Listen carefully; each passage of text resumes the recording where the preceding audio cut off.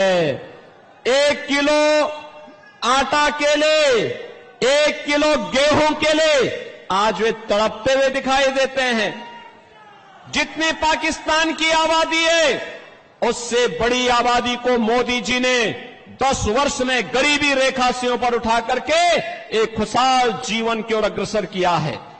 बहनों और भाइयों, मैं तो आज आपके पास आया हूं कहने के लिए, मोदी जी के नेतृत्व में सम्मान भी है, सुरक्षा भी है, विकास भी है, गरीब कल्याण भी है और मोदी जी के नेतृत्व में विरासत का संरक्षण भी है।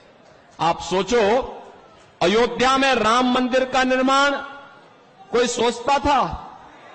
500 वर्षों का इंतजार समाप्त हुआ और आज आप अयोध्या में जाएंगे, बहनों और भाइयों, हमारी पुरी तो यहां पर भगवान जगन्नाथ पुरी तो पहले से पुरी है और यहां पर क्या हुआ, नवीन पटनायक सरकार के संरक्षण में भगवान जगन्नाथ पुरी के मुख्य खजाने की चाबी ही यहां गुम हो गई है।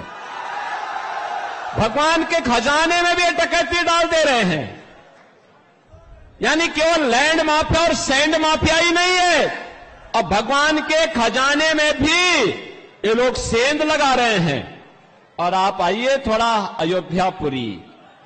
अयोध्यापुरी में आप आएंगे, आपको प्रभु राम के समय की अयोध्या, चमकती हुई अयोध्या दिखाई देगी, चमकती हुई अयोध्या दिखाई देगी। आज वहां गुलामी के सारे ढांचे हट गए हैं, अब कोई वहां पर गुलामी की बात नहीं कर सकता है।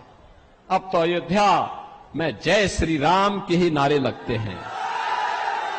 क्या नारे लगते हैं? जय श्री राम का। बहनों और भाइयों, जय श्री राम का जो ये नारा है ना, आज ये पूरे देश के अंदर गूंज रहा है। मैं तो आपसे अपील करने के लिए आया हूं, देश के अंदर 5 चरणों के चुनाव संपन्न हो चुके हैं और छठे चरण में आपको भी 25 मई को चुनाव करना है। बहनों और भाइयों, मैं पूरे देश के अंदर अब तक 12 राज्यों का दौरा किया हूं और 12 राज्यों के दौरे के बाद मैं कह सकता हूं पूरे देश के अंदर एक ही नारा गूंज रहा है, एक ही स्वर से सारे लोग बोल रहे हैं और वह बोलना है, वह है फिर एक बार मोदी सरकार, फिर एक बार और अब की बार 400 पार, अब की बार 400 पार। तो 400 पार की जब बात होती है तो यहां पर बीजू जनता दल को तो चक्कर आने लगता है। 400 पार कैसे होगा? क्योंकि वह तो यहां की 21 सीटों पर ही चुनाव लड़ रहे हैं। कैसे होगा मुझे बताओ? क्या ये लोग सरकार बना पाएंगे क्या सेंटर में? कभी नहीं बना सकते। तो उनको जिता के करेंगे क्या? वे नहीं कर सकते। और जनता जनार्दन से जब हम पूछते हैं कि भाई 400 पार क्यों, तो कहते हैं, पूरे देश के अंदर एक ही नारा गूंजता है, वो कहते हैं जो राम को लाए हैं हम उनको लाएंगे, जो राम को लाए हैं हम उनको लाएंगे। और पूरे देश के अंदर जश्न है। आज आपने अयोध्या में देखा होगा, 500 वर्षों के बाद, 5 सदी के बाद प्रभु राम ने अपना जन्मोत्सव भी अयोध्या में अपनी जन्मभूमि में मनाया है और होली भी वहां पर खेली है। बहनों और भाइयों, एक नया भारत अपनी विरासत और विकास की यात्रा को लेकर के चल रहा है। दूसरी ओर आपके सामने मैं कहना चाहूंगा, चाहे वह बीजू जनता दल हो, ये तो नौकरशाहों से घिरी हुई सरकार है और नौकरशाही जब किसी सरकार को घेरता है तो तानाशाही को जन्म देता है। जनता जनार्दन से उसका कोई वास्ता नहीं होता है। वहां पे भ्रष्टाचार पनपता है, गरीब के हक पर डकैती पड़ती है, वहां पे लैंड माफिया, सैंड माफिया और प्रशासनिक तंत्र पूरी तरह विफल हो चुका होता है। बहनों और भाइयों, किसी नौकरशाह को इतनी स्वतंत्रता और इतनी उसको अधिकार नहीं दे जा सकते, नहीं दे जाने चाहिए कि वो सत्ता का संचालन करने लग जाए। उसका काम सत्ता का संचालन करना नहीं है। सत्ता का संचालन संसदीय लोकतंत्र में जनता के द्वारा चुने गए जनप्रतिनिधियों के माध्यम से ही होना चाहिए। वही सही लोकतंत्र कि वो सत्ता का संचालन करने लग जाए। उसका काम सत्ता का संचालन करना नहीं है। सत्ता का संचालन संसदीय लोकतंत्र में जनता के द्वारा चुने गए जनप्रतिनिधियों के माध्यम से ही होना चाहिए। वही सही लोकतंत्र का प्रतीक है। और इसीलिए मैं आपके पास आया हूं आपसे कहने के लिए कि बहनों और भाइयों, एक और यहां की सरकार नौकरशाहों से घिर करके उड़ीसा के भावनाओं के विपरीत आचरण कर रही है। उड़िया परंपरा और संस्कृति को पूरी तरह माखोल उड़ाने का काम कर रही है। उड़िया परंपरा को पूरी तरह अपमानित करने का काम कर रही है।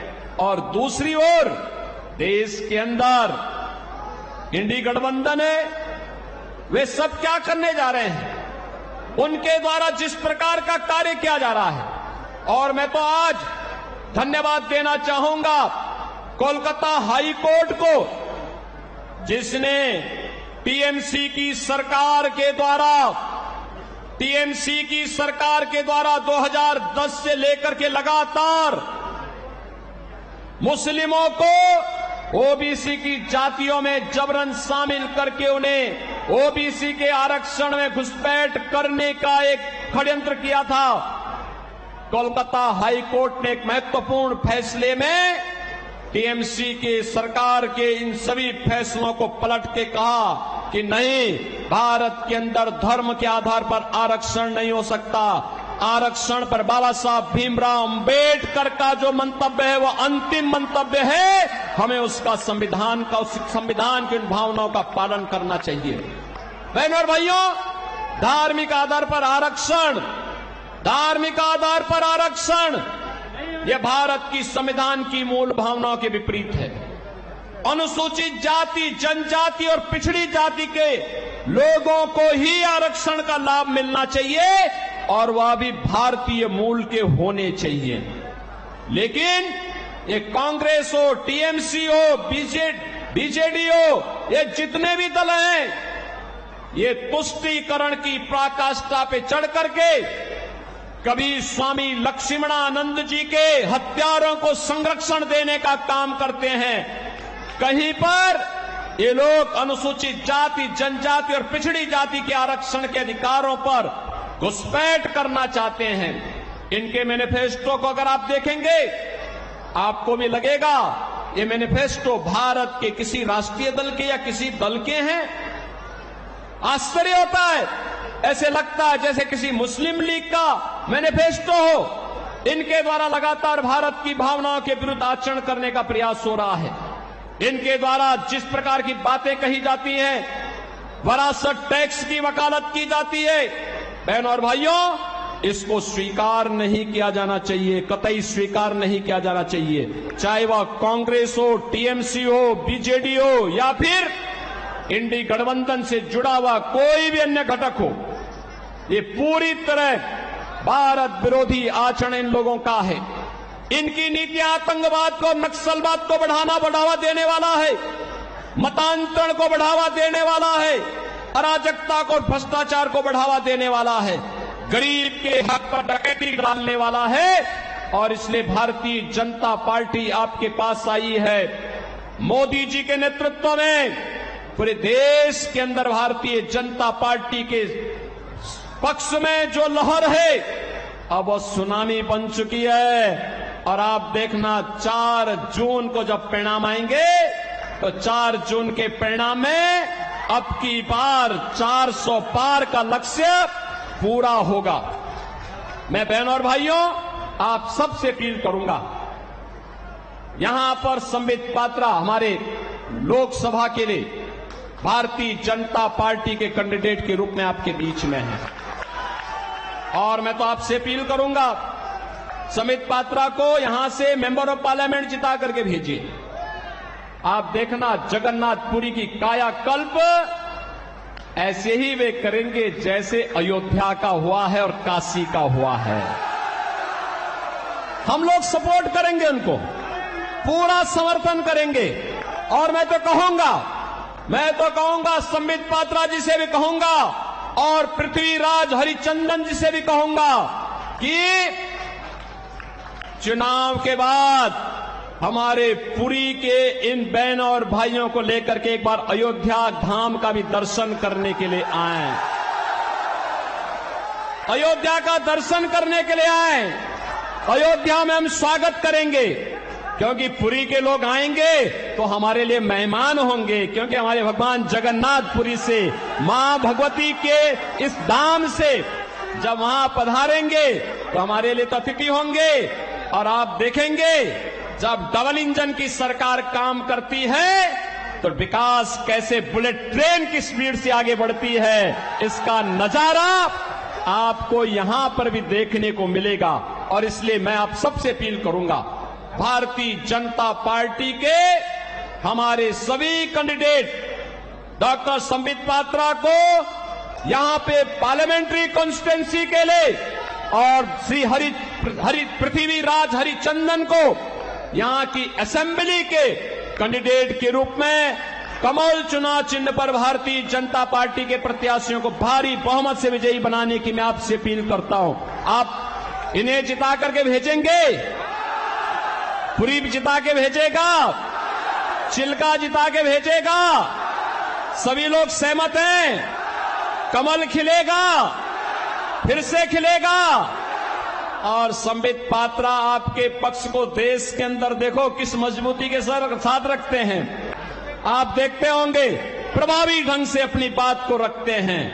भारत की सनातन परंपरा के बारे में, भारत की सम्मान की बात को लेकर के, भारत की सुरक्षा के मुद्दे को लेकर के, भारत के विकास के मुद्दे को लेकर के, भारत के गरीब कल्याण के मुद्दे को लेकर के और उड़ीसा के सम्मान और स्वाभिमान के मुद्दे को लेकर के भी उतनी ही मजबूती के साथ वे अपनी बात को रखते हैं। और इसलिए मैं चाहूंगा इन दोनों को भारी बहुमत से विजयी बना करके आप पार्लियामेंट के लिए श्री संबित पात्रा को और असेंबली के लिए श्री पृथ्वीराज हरिचंदन को भारी बहुमत से विजयी बनाने की अपील आपसे करता हूं। सभी सहमत हैं? मेरे साथ बोलेंगे भारत माता की, भारत माता की, भारत माता की, भगवान जगन्नाथ की जय जगन्नाथ, जय जगन्नाथ, जय श्री राम, जय जय श्री राम।